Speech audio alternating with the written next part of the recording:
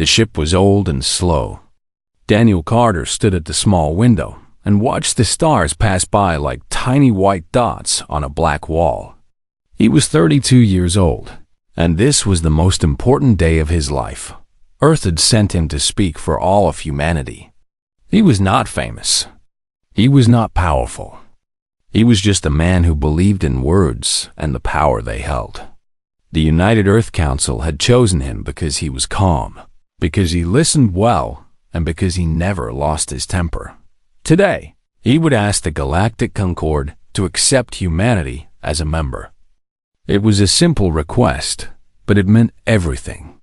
For 50 years, humans had traveled among the stars, always as outsiders, always as visitors who were barely tolerated. They wanted to belong. They wanted to be seen as equals. The station of Vultura Prime appeared in the distance. It was massive, a ring of silver metal that circled a dead moon. Lights glowed from 1,000 windows. Ships from 100 different worlds moved around it like fish in a great ocean. Daniel took a deep breath. He touched the folded paper in his pocket. His speech. He had written it himself, and he had practiced it 100 times. Every word was chosen with care. Every sentence was meant to show that humans were ready. The docking bay was filled with strange beings. Daniel saw creatures with 6 legs and creatures with no legs at all. He saw beings made of light and beings made of stone. Some were tall as trees. Some were small as children. All of them looked at him with curious eyes. A guide came to meet him. She was Velthani, a species that served as caretakers of the station. Her skin was pale blue, and she had 4 arms that moved in graceful patterns as she spoke. "You are the human representative," she said. It was not a question. "Yes," Daniel said. "I am Daniel Carter. Follow me. The council is waiting."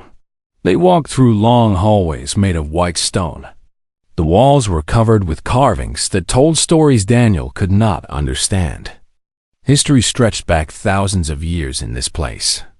Humanity was just a footnote, a small species that had only recently learned to leave its own world.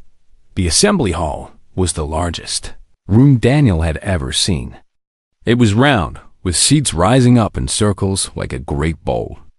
Representatives from dozens of species sat in their places, talking in languages that filled the air with strange sounds.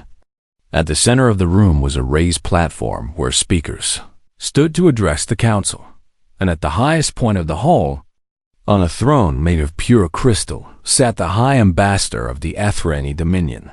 Her name was Kiravel. Daniel had studied everything about her before coming here. The Ethrani were the oldest species in the known galaxy. They had traveled among the stars when humans were still living in caves. They had built empires and watched them fall. They had seen 1,000 species rise and 1,000 species disappear. Kiravel was beautiful in a way that was not human. Her skin was silver and glowed with soft light that changed color with her mood. Her eyes were large and dark, like pools of black water. She was tall and thin, and she moved with a grace that made everyone else look clumsy. She was also the most powerful being in the room. When she spoke, others listened. When she decided something, it became law. The Galactic Concord was supposed to be a council of equals, but everyone knew the truth. The Ethrane ruled, and everyone else followed. Daniel walked to the center platform. His heart was beating fast, but he kept his face calm. He had prepared for this moment his entire life. He would not fail. He opened his mouth to speak. "Stop." The word came from Kiravel. It was not loud, but it carried through the entire hall. Every conversation ended. Every eye turned to look at her. She rose from her crystal throne. The light patterns on her skin shifted to a cold blue. She looked down at Daniel with an expression that he would never forget. It was not anger. It was not hate. It was something worse. It was complete and utter contempt. "This council will not hear the words of vermin," she said. Daniel felt the blood drain from his face.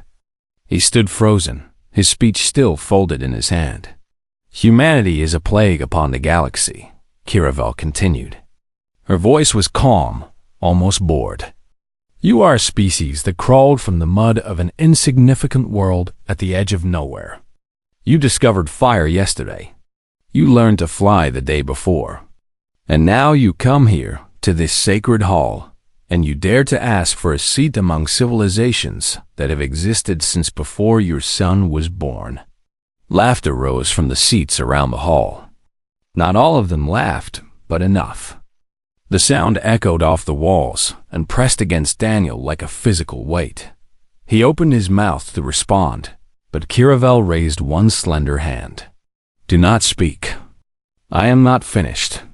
She walked down from her throne, her footsteps making no sound on the white stone floor. She stopped at the edge of the platform, looking down at Daniel like he was an insect that had crawled into her home. Your species wages war against itself. You poison your own air and water. You fight over imaginary lines drawn on dirt. You cannot even agree on which of your primitive gods is real. And you believe you deserve to stand among us? More laughter. Louder this time. Daniel looked around the hall, searching for any face that showed sympathy. The Velthani guide who had brought him here looked away. The representatives of species he had hoped might support humanity stared at their hands or their feet. No one would meet his eyes. Go home, little human, Kiravel said.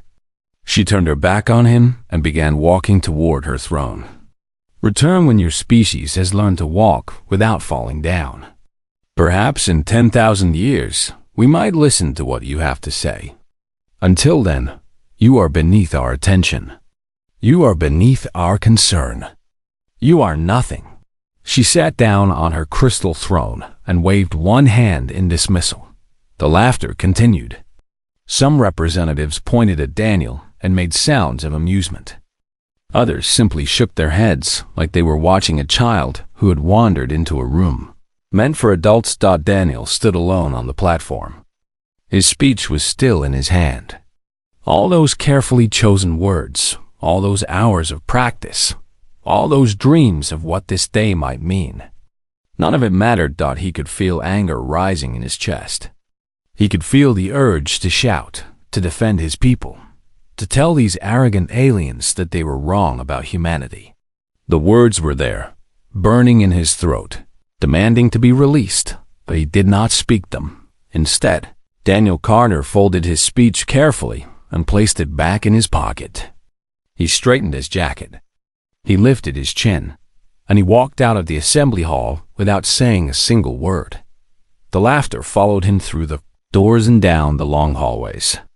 It followed him to the docking bay and onto his old slow ship. It followed him all the way back to Earth, but Daniel did not look back. He did not cry.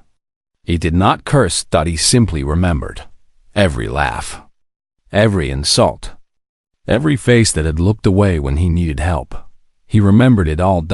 And as his ship jumped into the darkness between stars, Daniel Carter began to plan. Daniel returned to Earth as a failure. The news of what happened at Velthora Prime spread across every human world within days. People watched the recording of his humiliation over and over again. They saw Kiravel call them vermin. They heard the laughter of 100 alien species. Some people were angry. They wanted to build weapons and show the galaxy that humanity would not be insulted. Others were sad. They said that maybe the aliens were right, that humanity was too young and too broken to deserve a place among the stars. But Daniel felt something different. He was not angry and he was not sad. He was determined. 3 weeks after returning home, he requested a meeting with the United Earth Council. They agreed to see him, though many thought he was coming to apologize for his failure. He stood before them in a simple room in the Capitol building. 12 leaders from 12 nations sat around a curved table. They looked tired and disappointed. "You asked to speak with us," said the council president, a woman named Grace Porter. "What do you want to say?" Daniel put his hands behind his back and looked at each of them in turn. "I want to change everything," he said. The council members glanced at each other. One of them laughed, but it was a small and nervous sound. "What do you mean?" Grace asked. "The aliens think we are weak because we are young. They think we are foolish because we fight among ourselves. They look at us and see children who cannot even take care of their own world." Daniel paused. "They are not entirely wrong. So, what do you suggest?" asked another council member, a man named George Kim. "That we give up? That we accept what they said about us?" "No," Daniel said. "I suggest that we prove them wrong. Not with words, not with complaints, with results." He walked to the window and looked out at the city below. Millions of people lived their lives down there, going to work, raising families, dreaming of better futures. Most of them had never left Earth. Most of them never would. "Humanity has potential that no alien species can imagine," Daniel continued. "We are creative. We are stubborn. We learn faster than anyone else in the galaxy. In 200 years, we went from horses and candles to starships and fusion power. No other species has ever advanced so quickly." He turned back to face the council. "Give me authority and resources. Let me build something new. In 1 generation, I will make humanity into something the galaxy cannot ignore." The council was silent. Finally, Grace Porter leaned forward. "What exactly do you want to build?" Daniel smiled for the first time since returning from Velthera Prime. "Everything," he said. It took 3 months of arguments and debates, but eventually the council agreed.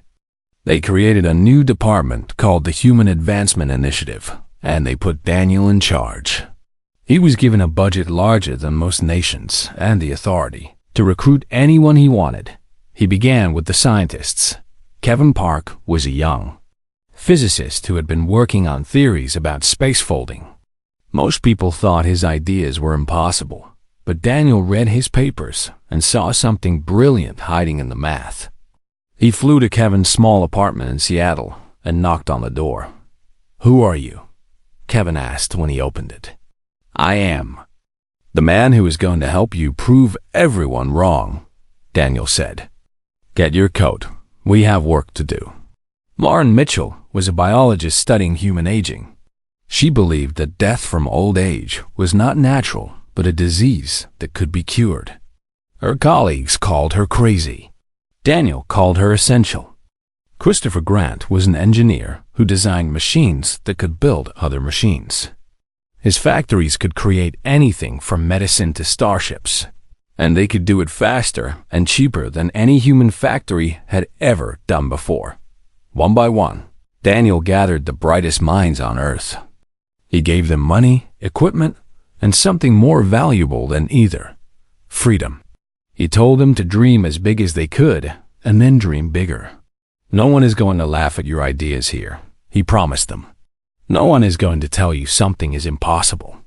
The only rule is that we never stop trying." The first breakthrough came after 2 years. Kevin Park finally solved the equations that had haunted him for a decade. He burst into Daniel's office at 3 in the morning, his hair wild and his eyes red from lack of sleep. "I did it," he said. "The Cascade Drive. It works on paper. If we build it, we can travel between stars in hours instead of weeks. We can go anywhere in the galaxy in days instead of years." Daniel stood up slowly. "You are certain?" "Yes, the Ethrani have been using fold technology for 100,000 years, but they never figured this out. They cannot even imagine this. We would be faster than anything in the known galaxy." Daniel put his hand on Kevin's shoulder. "Then we build it." 5 years later, the first Cascade Drive ship completed its test flight. It crossed the distance between Earth and the nearest star in 4 hours. The Ethrani's fastest ships would have taken 2 weeks, but Daniel did not announce this success to the galaxy. He kept it secret. "Why are we hiding?" Lauren asked him one evening. "We could show them what we have done." We could make them respect us. Daniel shook his head. Not yet. If we reveal ourselves now, they will try to stop us. They will see us as a threat and crush us before we are ready. We need more time. How much time? Daniel looked out at the night sky. As much as it takes? The years passed. Lauren's research extended human life by decades, then by centuries. Christopher's factories have spread across hidden asteroids, building fleets of ships that no alien had ever seen.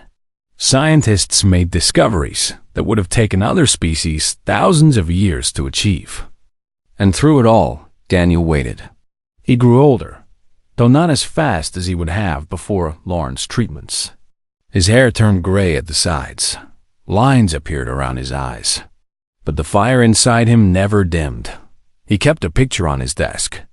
It showed the assembly hall at Velthora Prime, with Caravel on her crystal throne. Every morning, he looked at it. Every morning, he remembered not to fuel his anger. He was not angry anymore. But to remind himself why he was doing this, humanity deserved better than contempt. They deserved a chance to show what they could become. And Daniel was going to give them that chance, no matter how long it took. 20 years after his humiliation, a young assistant named Ruth Collins came to his office with news. Sir, we have detected a spatial anomaly forming near the Ethrani homeworld. It appears to be growing. Daniel looked up from his work. What kind of anomaly? We are not sure. Nothing like it has ever been recorded. But if it continues to expand at its current rate, it will consume their entire system within months. Daniel stood and walked to the window. Outside, he could see the lights of humanity's secret shipyards glowing in the darkness. Thousands of vessels waited there, ready for whatever came next.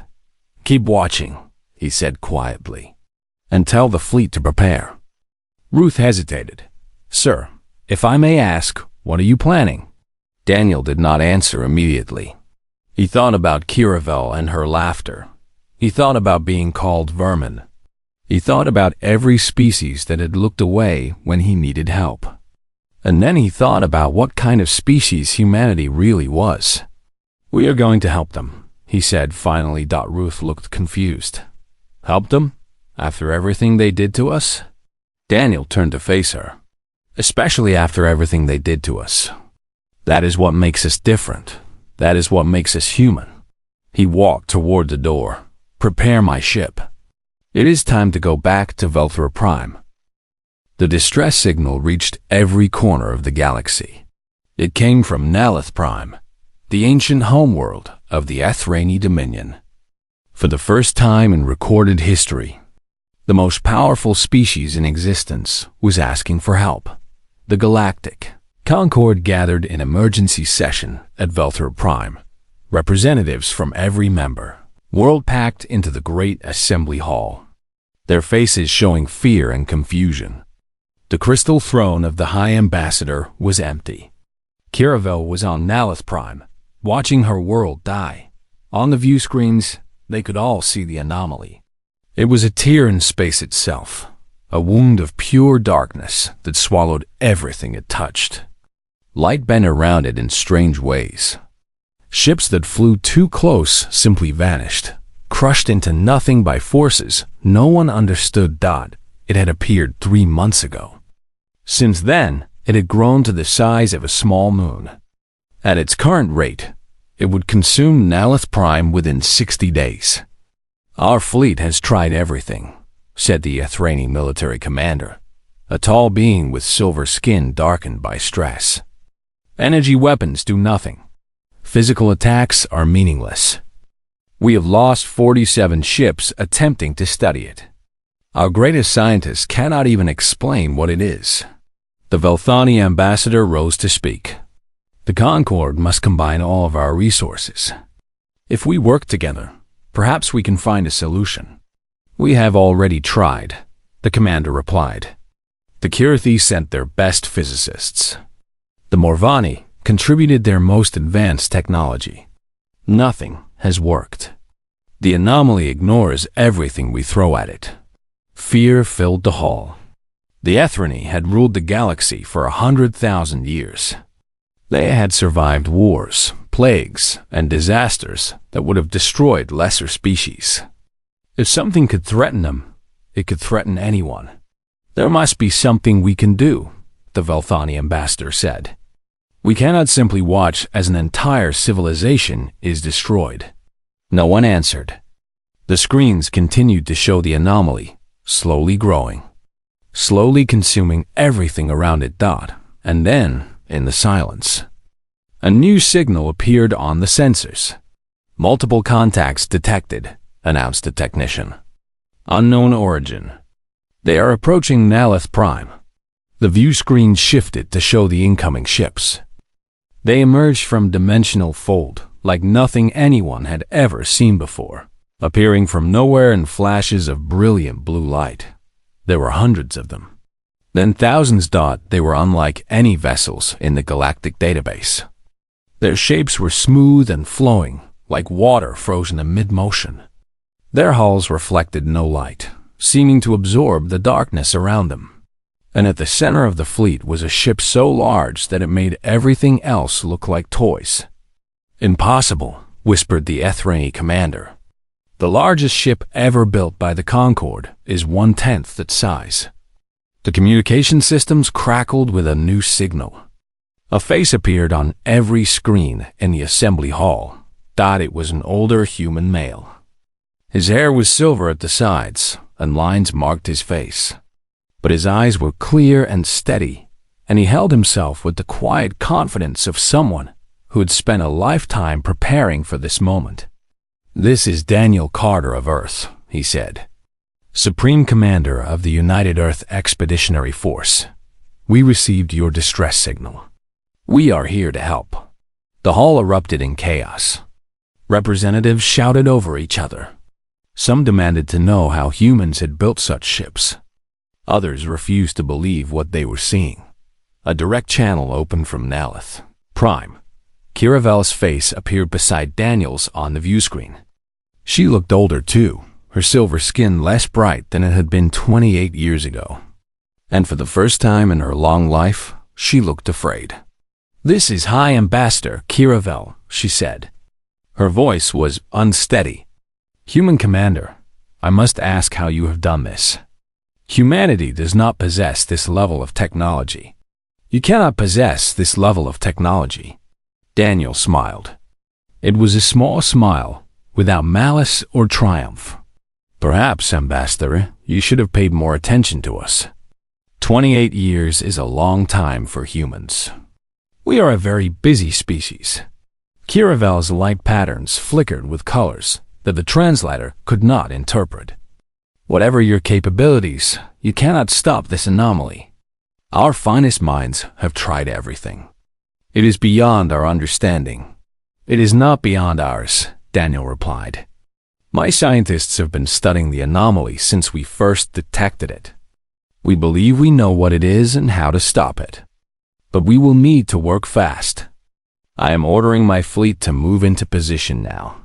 The human ships began spreading out around the anomaly in a pattern that no alien could understand. The great flagship moved forward until it was closer to the wound in space than any Ethrani vessel had dared to go. What are you doing? Kiravel demanded. If you get too close, you will be destroyed like everyone else. We will not, Daniel said calmly. Our ships are protected by technology you have not seen before. Trust us, Ambassador. That is all I ask. The word hung in the air between them. Trust. From the species that have been called vermin. From the man who had been laughed out of this very council. Kiravel was silent for a long moment. Then, slowly, she nodded. Very well, Commander Carter. We have no other choice. Do what you must. Daniel turned to give orders to his crew. On the screens, the human fleet began its work. They deployed devices that looked like small stars, placing them around the anomaly in precise positions.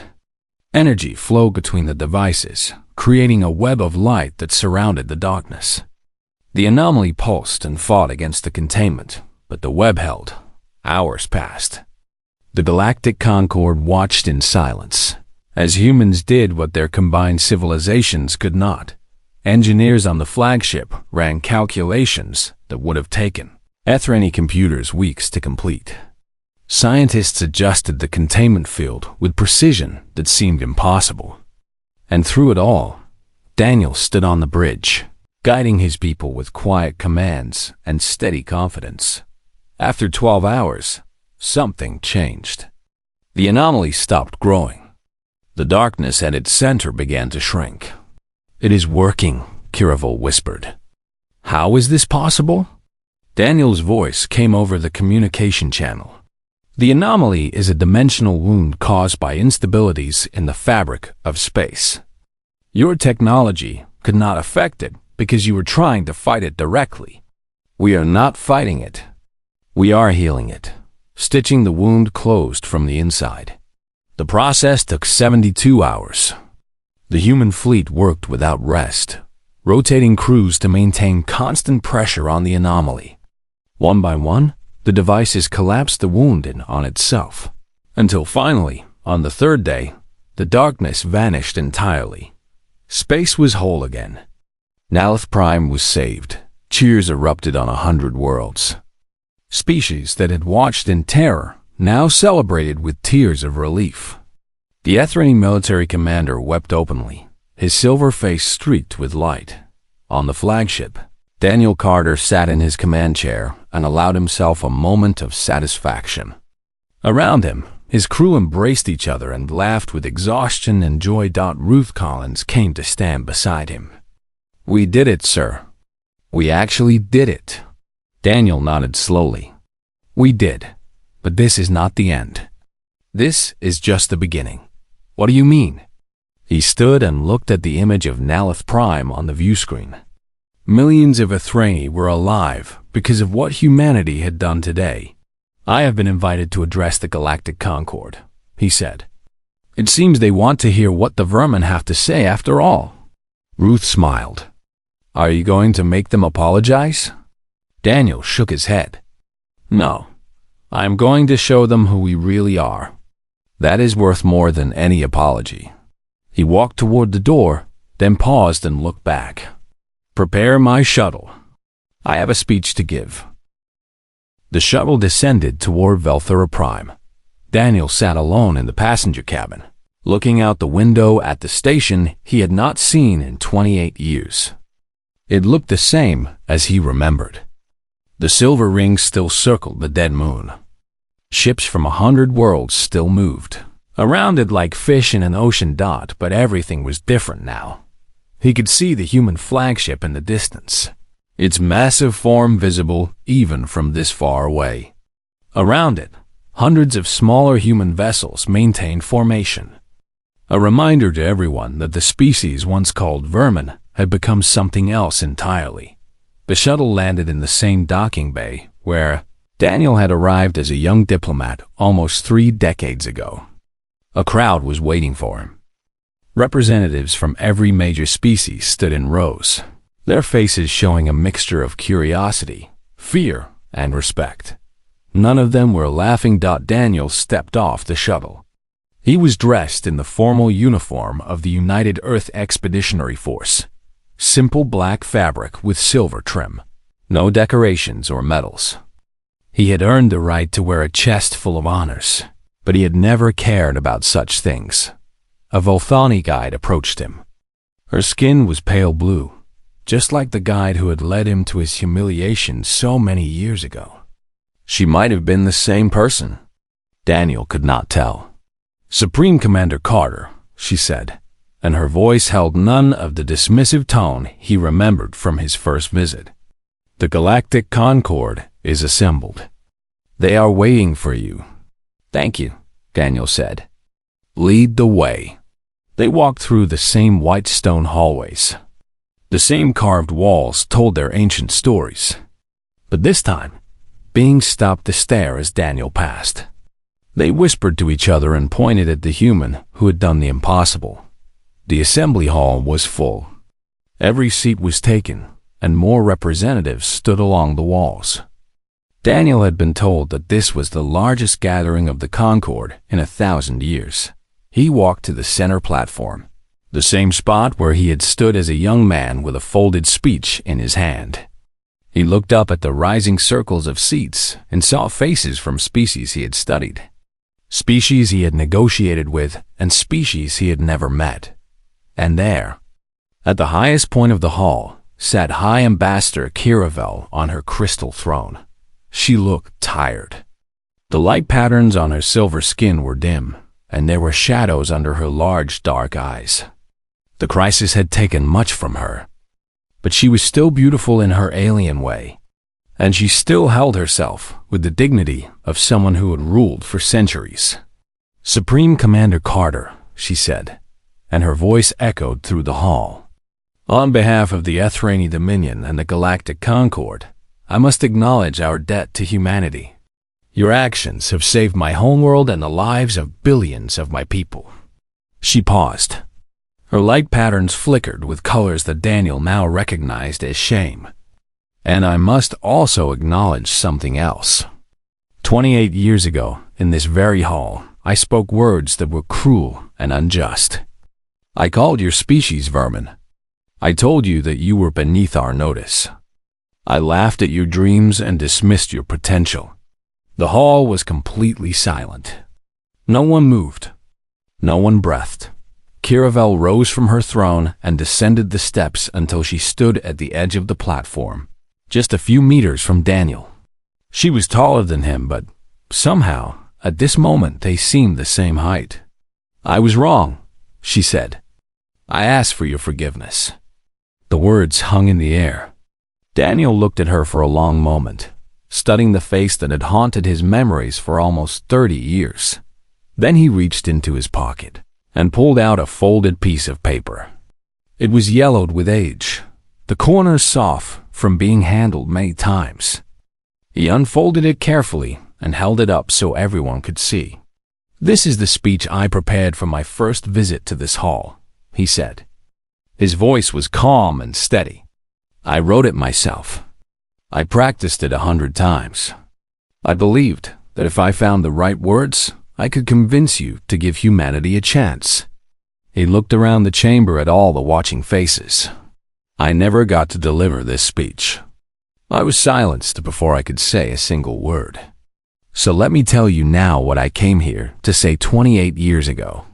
He looked down at the paper, though he knew the words by heart. "Humanity is a young species.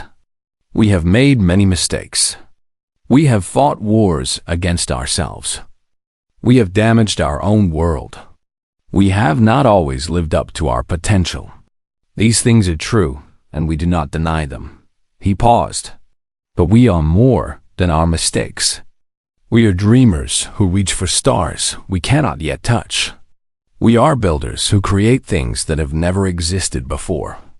We are survivors who refuse to give up, no matter how many times we fall." His voice grew stronger. "We did not come here to beg for acceptance. We came here to offer friendship, to share what we have learned and to learn from others in return, to stand beside you as partners, not beneath you as servants." He folded the paper and put it back in his pocket. "That is what I wanted to say 28 years ago. That is still what I believe today." Kiravel's light patterns shifted to a soft blue that Daniel had learned to recognize as deep emotion. "And yet we treated you with contempt," she said quietly. "We laughed at you and sent you away in shame. After that, you would have been justified in hating us. You would have been justified in using your new power to take revenge." Daniel shook his head slowly. "Revenge was never the point," he said. "I did not spend 28 years building ships and training crews so that I could humiliate you the way you humiliated me. I did it because I wanted humanity to have options. I wanted us to be able to protect ourselves.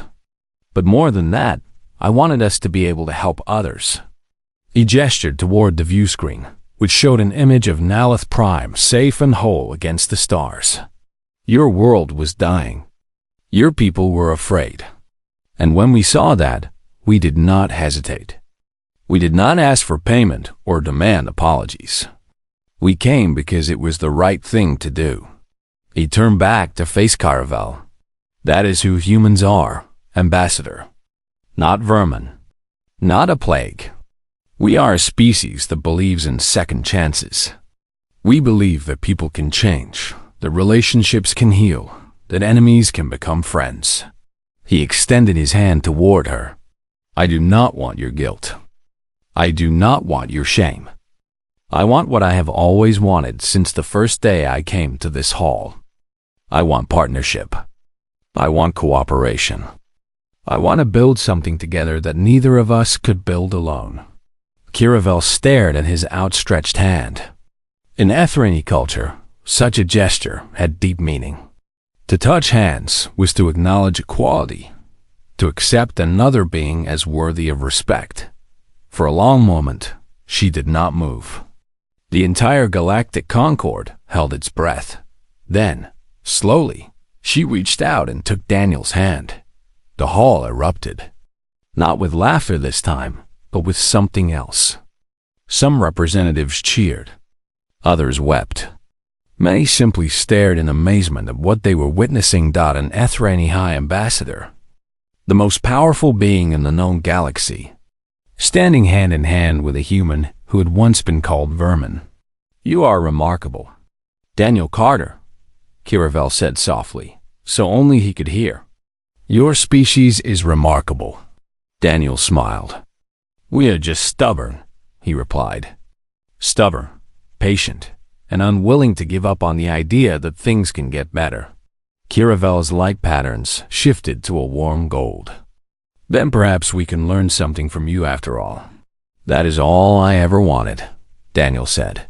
He released her hand and stepped back. "Now," he said, raising his voice so the whole assembly could hear, "let us talk about the future." 1 year passed since the crisis at Nalith Prime. The galaxy had changed in ways that no one could have predicted. Earth was now a full member of the Galactic Concord. Not as a junior partner waiting for approval, but as an equal voice in the Great Assembly. Human ambassadors sat in seats that had been empty for decades, and when they spoke, others listened. Human technology spread across the stars. The Cascade Drive allowed trade routes that had taken months to cross to be completed in days. Human medical knowledge helped species that had struggled with diseases for centuries. Human engineers built stations and ships that combined the best ideas from a dozen civilizations. But Daniel Carter did not take a seat on the Galactic Concord. He was offered positions of power on 100 worlds. Kings and prime ministers and high ambassadors asked him to lead their governments, to command their fleets, to shape the future of their civilizations. He refused them all. Instead, he returned to Earth and built something smaller but more important. The Carter Institute for Interstellar Cooperation stood on a hill overlooking the Pacific Ocean. It was not a grand building. It was simple and welcoming, with wide windows that let in the sunlight and gardens where students could walk and think. Young beings from across the galaxy came to study there. Humans and Ethrani sat in the same classrooms. Velthani and Kirathi worked on projects together. Species that had been strangers or even enemies learned to see each other as partners. Daniel spent his days teaching and gardening. He grew roses that his late wife Patricia had planted years ago, before she passed away from an illness that even Lauren's treatments could not cure. He talked with students about history and philosophy and the importance of understanding those who were different from yourself. He was happy, not in a loud or dramatic way, but in the quiet way of someone who had found peace after a long journey. One afternoon, a shuttle landed on the lawn outside the institute. Daniel was in his garden, kneeling in the dirt with his hands around a rose bush. When he heard the engines, he looked up and saw Caravel walking toward him across the grass. She was alone, without guards or assistants. Her silver skin glowed softly in the afternoon sunlight. "Ambassador," Daniel said, standing up slowly. His knees were not as young as they used to be, even with the life extension treatments. "I did not expect you. I hope I am not disturbing you," Kiravel said. She looked at the roses with curiosity. These are beautiful. What are they? Roses, Daniel said. A flower from Earth. My wife loved them. Your wife has passed, I understand. I am sorry for your loss. Daniel nodded. Thank you. It was many years ago now, but I still miss her every day. They stood in silence for a moment, the alien ambassador and the human gardener, surrounded by flowers. I came to ask you something, Kiravel said finally. Something that has troubled me since the day we met. Ask anything. Kiravel's light patterns shifted in complex ways. After everything we did to you, after the way we treated your species, you had the power to make us suffer. You could have demanded that we kneel before you. You could have taken our resources, our technology, our pride. Many of your people wanted exactly that. Why did you choose differently? Daniel wiped the dirt from his hands and walked to a nearby bench. He sat down and gestured for Kiravel to join him. She did, though she looked uncomfortable with the simple human furniture. Let me tell you a story, Daniel said. When I was a young man, before I ever left Earth, I met an old woman in my neighborhood. Her name was Mrs. Patterson. She was poor and sick, and most people avoided her because she was difficult and angry. He looked out at the ocean.